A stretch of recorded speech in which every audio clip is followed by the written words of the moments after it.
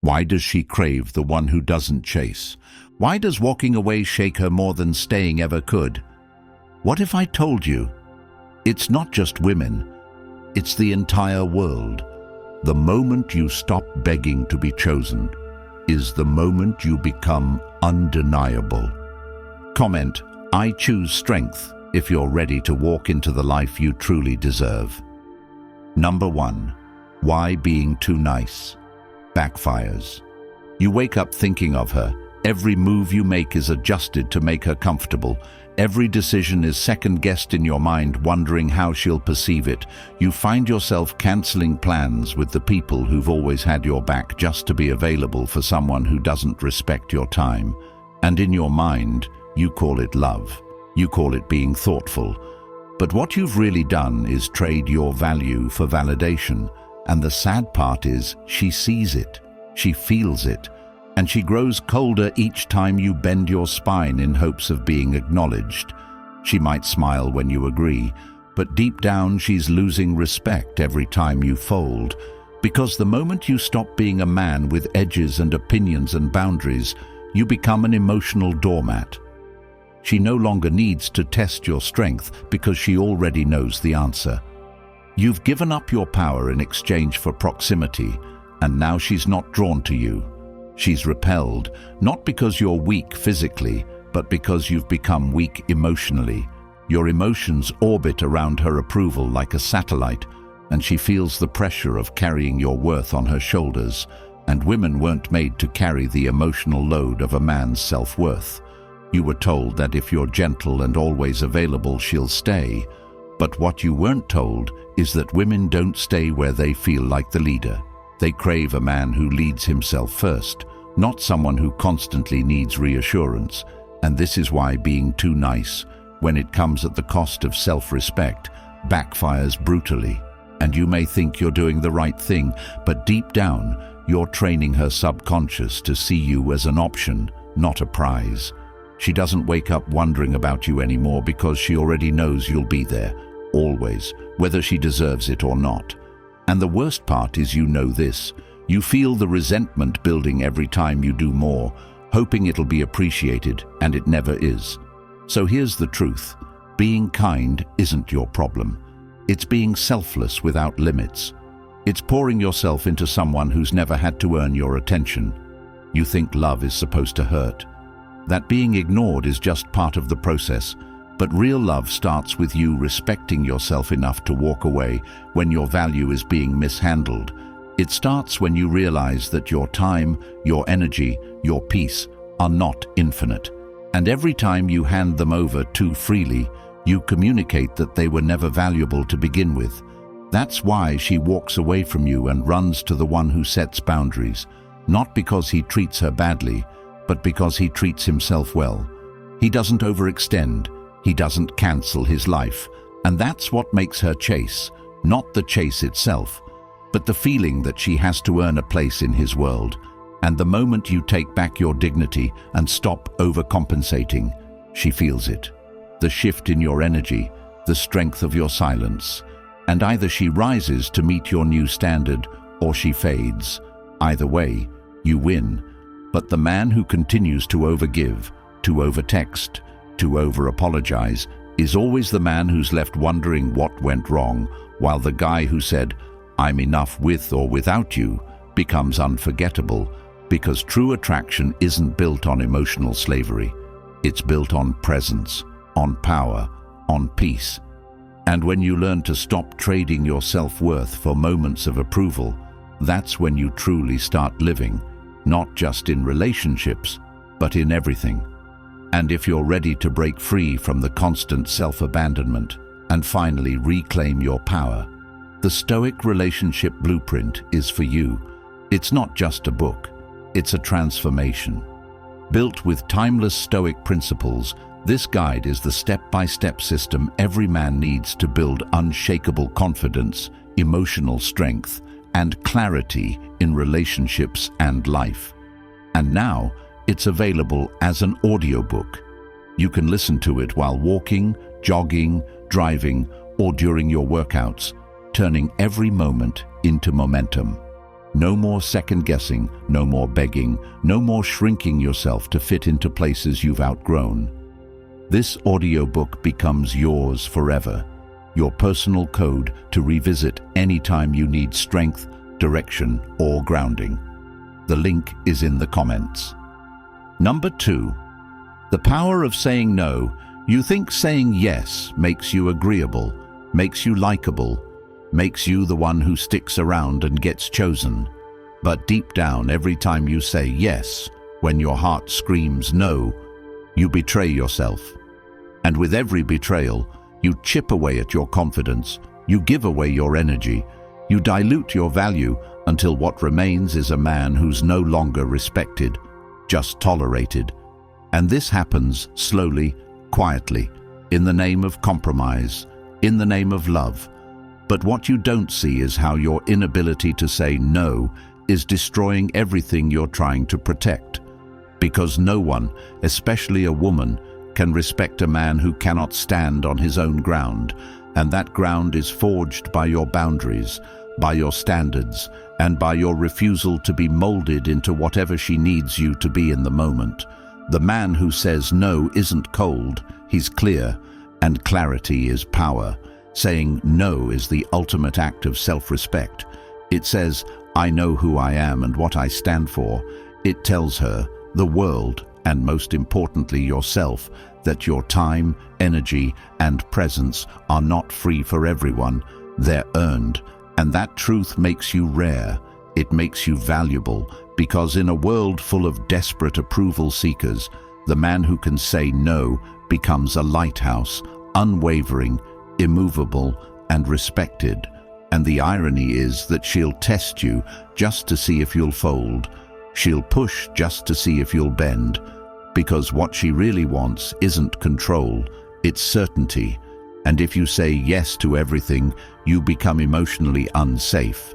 You become unpredictable in your weakness, not in your mystery.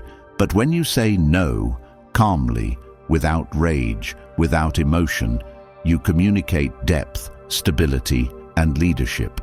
And this is what women crave but will never say out loud. So start saying no to disrespect, no to manipulation, no to double standards, no to energy that drains you. Because every time you say no to what diminishes you, you're saying yes to the man you're becoming. And that version of you is a force. He doesn't chase, he attracts. Not because he's trying to be distant, but because he's busy building a life so rich and fulfilling that anyone who doesn't add value is simply uninvited. And this power doesn't need to be shouted. It's felt in your presence, in your calm, in your decision to walk away from situations that most men stay in out of fear. So how do you build this? You start with self-reflection. You start by asking yourself where you say yes just to avoid being alone, where you say yes just to avoid confrontation. And then you stop. You replace those empty affirmations with silence, with stillness, and with standards. And you watch how fast people's behavior around you changes. Because the moment you raise your standards is the moment people rise to meet them or remove themselves. And either way you win. But it starts with the courage to say no, and not just to her, but to the version of you that was too afraid to put himself first. Number 3. Attraction needs space. You want to be loved so badly you think access equals affection. You think the more available you are, the more likely she'll choose you. But she doesn't want what's always there, what's always texting, always waiting, always ready to drop everything just to prove you care. Because the moment she knows she has you on a leash, the desire to chase dies inside her. And you've seen this. You've felt it.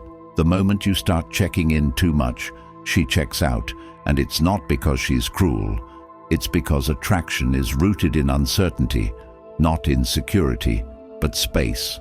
And when you don't give her that space to feel your absence, she starts to suffocate in your emotional over-availability. You become her comfort blanket, not her desire, and you keep trying to make her feel something by doing more, saying more, texting more, but all you're really doing is pouring water on a fire that could have burned bright if you just let it breathe. Because when you remove that space, You remove her imagination, her mystery, her anticipation. And those are the very ingredients of desire. She wants to feel that rush when she sees your name pop up, not because she's used to it, but because she's surprised, because she didn't expect it. But if you're always there, there's nothing to miss, nothing to long for, nothing to desire. And this is where most men fall apart. They don't understand the balance between attention and distance. They think affection equals approval, and they smother her with presence instead of inviting her into their world by living with purpose. You need to stop texting her just to get a response. Stop checking in because you feel anxious. Stop living on your phone hoping she'll notice you, because she won't. Not when you're always right there. Availability is not the same as value. If she can access you whenever she wants, she knows she doesn't have to earn you, and people don't value what they don't work for. It's not about manipulation, it's about reality. And the reality is, women are drawn to men who are moving, not waiting, building, not begging. And if you've got nothing going on in your life but chasing her, then why should she be drawn to you? What's there to pull her in? What gravitational force do you have if everything revolves around her? Space isn't about being cold. It's about being committed to something greater than just her attention, whether that's your fitness, your business, your craft, or your growth. And when you live in that energy, people feel it. You're not texting because you're bored. You're not posting to be noticed. You're engaged in your own path and journey, and this creates space naturally, not through strategy but through identity. And when she feels that, she starts to wonder where you are, what you're doing, who you're becoming. And that wondering becomes attraction. That not knowing becomes intrigue. But you kill all of that when you show up too much, when you ask too many questions, when you check in just because you feel empty. And if you want to reverse this, stop trying to get her attention and start becoming someone who's worth being noticed. Delete the need for constant validation. Reclaim your time, your energy, your focus. And when you start doing that, you stop obsessing over who didn't text you back and start obsessing over the life you're building. And that shift creates magnetism. It makes her realize you're not chasing her because you've already caught purpose, and purpose beats attention every time. So you stop over-explaining, stop reacting instantly, stop wondering if she's pulling away, and start recognizing that if she can't handle the space you need to grow, she was never going to grow with you anyway. Attraction isn't built in comfort, it's built in tension, not toxic drama, but emotional weight. The weight of being a man who doesn't need to be understood every second, who doesn't need to be seen to stay grounded, who doesn't need her to stay centered, because he's focused on building a life that commands attention by its own gravity. And when you master this, when you live in alignment with your own values, purpose, and direction, you no longer need to create space. Your life becomes the space, and anyone who wants to be part of it knows they need to bring value, not just emotions, but alignment. Because a man who fills his life with mission has no room for distractions, and that makes him powerful, and power, in its calmest form, is what draws everything toward it, including her. Number 4. Why you lose when you chase. You chase because you're scared. Scared that if you don't try hard enough, she won't see your value. Scared that silence means you're forgotten. Scared that if you don't remind her you exist every day, she'll find someone better. But what you don't realize is that chasing her doesn't just push her away. It erases everything she once saw in you. Because when a man chases a woman who's pulling back, he's not being persistent, he's being desperate. And desperation is the single most unattractive energy you can radiate. It smells like fear, it feels like pressure, and it tells her you've built your identity around her approval, and the moment you place your worth in someone else's hands, you've already lost, not just her, but yourself. And what's even more painful is that you know this. You feel the shame every time she leaves your message unread, every time she ignores your call, every time you explain yourself again hoping she'll understand, And you tell yourself you're just being a good communicator, just being thoughtful. But deep down, you know you're trying to win someone who's showing you they're not choosing you. And yet you keep going, keep proving, keep bending, thinking if you're nice enough, patient enough, consistent enough, she'll come around. But she won't, because people don't value what's handed to them without demand. And when you keep showing up after disrespect, you teach her that bad behavior has no consequence. You teach her that your love is unconditional even when it hurts you. You teach her that she doesn't need to earn you, and that's why she starts seeing you as less. Not because you're not valuable, but because you don't act like you are. You chase her when she pulls back thinking it'll bring her closer, but what it really does is confirm that you're more invested in her than she is in you. And that imbalance kills attraction, kills tension, kills everything that made her interested in the first place. Because the moment she feels she has you locked down, she stops trying, she stops wondering, she stops respecting, and then you spiral. You start wondering what you did wrong, how you can fix it, what to say next. But the answer isn't in what you say, it's in what you stop doing. Stop texting when she's unresponsive. Stop calling when she avoids you. Stop showing up in places she doesn't invite you to. Stop explaining yourself to someone who doesn't want to understand you, because the more you chase, the further she runs, not because she's cruel, but because your energy tells her she can do better. And that's not her fault. That's yours, because you made her your priority before she even decided if you were hers. And the tragedy is, you think this is romantic. You think this is effort. You think you're being the man every woman says they want, but you're not. You're being the man they use until they find the one who doesn't need them to breathe. And that's who you need to become. Not for her, but for yourself. The kind of man who doesn't chase, not because he's playing games, but because his life is so full he doesn't need to. The kind of man who doesn't beg to be noticed because he's already noticed by the people who matter. And if she doesn't see your value, that's not your cue to try harder. That's your cue to leave, to refocus, to rebuild. And every time you feel the urge to chase, you stop and ask yourself, what part of me is still trying to prove I'm enough? What part of me still thinks I have to earn what I already am? Because when you heal that, when you build from that, when you look in the mirror and realize you were always enough, the need to chase dies, and what rises in its place is certainty, clarity, direction, and a kind of power that doesn't need to be loud to be felt. It radiates from the way you carry yourself, from the boundaries you enforce, from the peace you protect. And that's when everything changes. Not because you convinced someone to love you, but because you loved yourself enough to stop proving, stop performing, stop pursuing people who don't see you. Because when a man stops chasing what doesn't choose him, he begins attracting what was always meant for him. And you don't get there by running after anyone. You get there by walking away from everyone who makes you feel like you have to. Number 5. Walk away without anger. You think walking away means slamming doors, shouting, proving a point, showing her how much she hurt you. But real walking away doesn't look like revenge.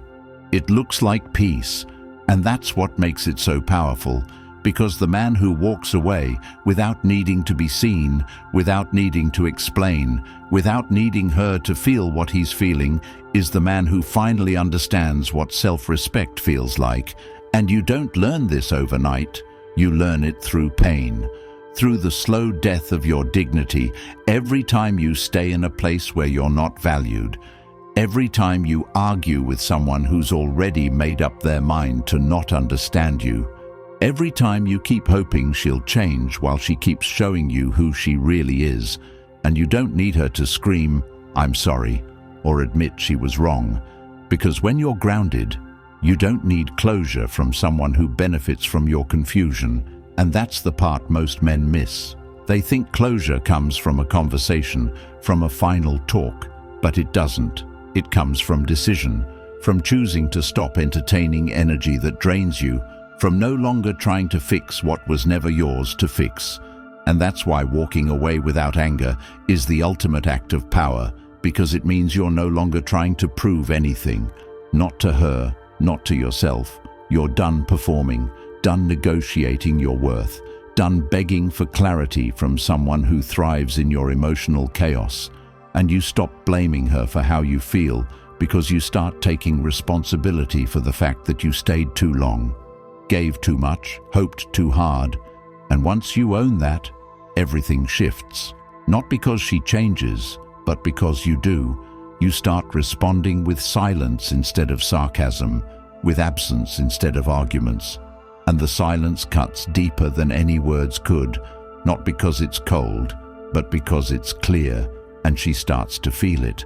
Not immediately, but slowly, like an itch she can't scratch, because you're no longer emotionally accessible, no longer available to be toyed with, no longer reacting every time she pulls a string. And that's when the real power shows, not in what you say, but in what you no longer respond to. And if you want to reclaim your peace, you need to stop explaining your worth to people who've already shown you they don't see it. Stop hoping they'll wake up and realize what they lost, because if they couldn't appreciate you while you were giving your best, their regret is not your responsibility. And if she circles back when she sees you've pulled away, you'll know it's not because she changed. It's because she lost control, and now she wants the access she no longer deserves. But you don't take the bait. You don't re-engage. You don't respond to texts designed to test your boundaries, because you've already left emotionally before you ever left physically. And now she's just talking to the ghost of the man who used to tolerate less than he deserved. And what makes this so real is that the moment you finally walk away without anger, she feels the shift, because it's not emotional, it's spiritual. You've detached not from her, but from the version of you who thought her love would save you. And in doing that, you save yourself. You don't walk away to hurt her, you walk away to heal you. And every step you take away from her confusion is a step back into clarity, back into purpose, back into alignment with who you are when you're not begging to be chosen. And the beauty of it is that you don't need anyone to validate this choice, because the peace that follows is all the proof you need that you did the right thing. And from this place, you move different, not bitter but better, not guarded but grounded, not cold but clear. And you never again entertain someone who makes you question your worth, because once you've tasted peace, chaos becomes unappealing. And once you've walked away without anger, no one can make you feel small again. Number 6. You choose her, you don't need her. You grow up believing love is about finding someone who completes you, someone who fills the emptiness you've carried in silence, someone who validates what you never received. And that belief, while romantic, becomes your curse, because the moment you look to someone else to complete you is the moment you give away the pen that writes your story, and what starts as love quickly turns into dependency. You text her to feel okay. You call her to feel enough. You wait on her words to decide if your day is good or bad, and when she's cold, you question everything about yourself, not because she holds power, but because you gave it to her. And that's the moment you stop being a man and start being a reflection of her emotional availability. If she's sweet, you smile. If she's distant, you spiral. And now your whole identity is wrapped around someone who doesn't even know who she is. And this is how most men lose themselves, not in loud breakups or heartbreak, but in the slow, invisible erosion of self-worth that comes from constantly seeking to be needed instead of choosing to be aligned. Because there's a massive difference between needing her and choosing her. Needing says, I can't breathe without you. Choosing says, I love what we share, but I'll be just fine if it ends. And that energy changes everything, because when you need her, she feels the pressure to carry your emotional weight. And no one can sustain that burden, not long term, not without losing attraction, because deep down what she wants is a man who already stands tall, already walks with clarity, already knows who he is, And when that man chooses her, it means something. It hits different because she knows he could leave, not because he's cold, but because he's full. And fullness doesn't beg, doesn't chase, doesn't compromise dignity for attention. Fullness observes and decides. And this is the energy that makes her feel chosen, not needed. And ironically, it's in this space that real love is built. Because real love cannot grow in need. Need is desperation. Love is freedom. And freedom says, I want you here, but I don't require you to survive. And the only way to get to that level of freedom is to build a life that feels good without her in it. Not out of bitterness. Not to be some fake alpha, but because your time is already filled with purpose. Your energy already belongs to a mission. Your validation already comes from the work you put in, the life you're building, the standards you refuse to drop. And when she enters that space, she either adds value or she exits quietly. Not because you're hard, but because you're clear. And clarity creates gravity, because now you're not reacting to breadcrumbs, you're not chasing after half-hearted attention, you're evaluating, observing, and choosing with discernment. And that discernment changes how she sees you, no longer as someone desperate for connection, but as someone powerful enough to walk away from what doesn't align. And when you speak from this energy, everything shifts, your tone changes, your boundaries tighten, your presence sharpens, and she either rises to meet you or reveals she was never meant to be there in the first place. But either way you win, because you're not chasing anymore. You're not hoping anymore. You're not anxiously waiting for her to come around. You're choosing peace, and peace isn't found in her arms. It's found in your discipline, in your clarity, in your commitment to never abandoning yourself again for the illusion of love. And from this place you stop begging to be noticed. You stop adjusting to be liked. You stop explaining to be understood, because your presence now speaks for you. Your life now validates you. And any woman who walks into that space knows she's not needed, she's chosen. And when you live from that place, everything you attract is different. Not just in relationships, but in business, in friendship, in purpose. Because people feel when you're whole, they feel when you've stopped needing them to feel worthy, and they respect it. And if she doesn't, you don't fight it. You don't try to fix it. You let her go without anger, without begging, without proving, because the man who chooses her but doesn't need her is the man she never forgets. The man who walks away if respect isn't mutual. The man who builds his kingdom first and lets her decide if she can match his pace. And that's who you become. Not overnight, not through pretending, but by choosing yourself every single day until she's just another choice, not your only option. They don't want you to hear this. Society thrives when you stay weak, distracted, emotionally broken, begging to be loved, instead of building a life that commands respect. The Stoic relationship blueprint will not only change how you see women, it will change how you see yourself, filled with timeless Stoic principles that transform your life immediately. It's the weapon every man needs to stop chasing, start leading, and live with unstoppable clarity. And now, it's available in audiobook form. You can absorb this life-altering truth while walking, training, driving, letting the mindset of kings sink into your soul. This book becomes yours forever. If you're ready to claim it, comment, "I'm done shrinking," like this video, and subscribe to help more men escape years of regret and finally start living as they were meant to. The link is in the comments.